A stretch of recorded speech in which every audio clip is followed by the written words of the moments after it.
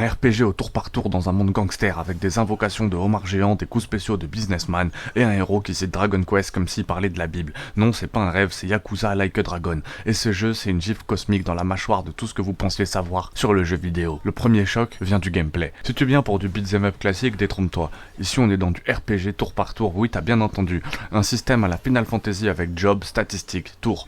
Mais dans la rue avec des clodos kamikazes, des businessmen armés de classeurs et des invocations qui n'auraient aucun autre sens dans un jeu autre que celui-là. Et pourtant, ça marche, c'est fun, c'est stratégique et c'est terriblement drôle. L'histoire, maintenant. Tu incarnes Ichiban Kasuga, un gars un peu paumé, un yakuza loyal, largué par son clan et abandonné dans le monde.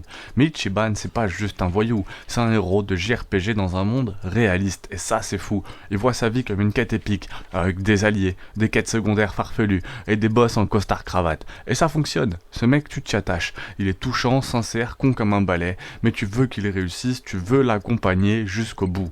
Mais alors, à quoi ça ressemble vraiment? Bah c'est très bizarre, c'est un mélange entre GTA, Dragon Quest, Shenmue et un peu de South Park. Et tu obtiens ce cocktail, détonnant, bizarrement cohérent, qu'est Yakuza Like a Dragon.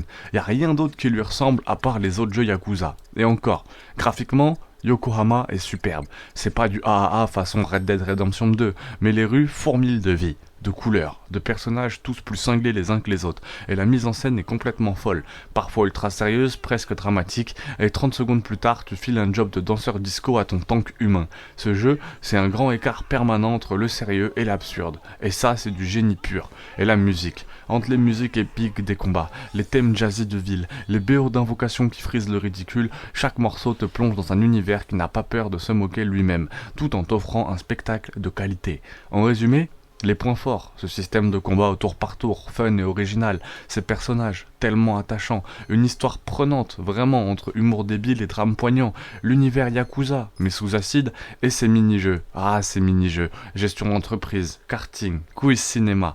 Point faible, c'est que c'est peut-être un peu déroutant pour les fans de l'ancien gameplay, et quelques longueurs si on n'est pas fan de dialogue ou de cutscene, et il faut aimer l'humour bien sûr, bien japonais.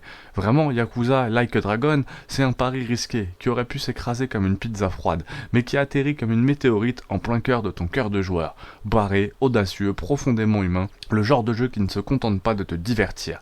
Il t'embarque, t'émotionne, et te donne envie de recommencer une partie, juste pour voir Ichiban danser en cravate. Bref, une œuvre culte, un ovni vidéoludique à ne pas rater. Et d'ailleurs, j'aimerais bien essayer celui sur les pirates, n'hésitez pas à m'en parler en commentaire.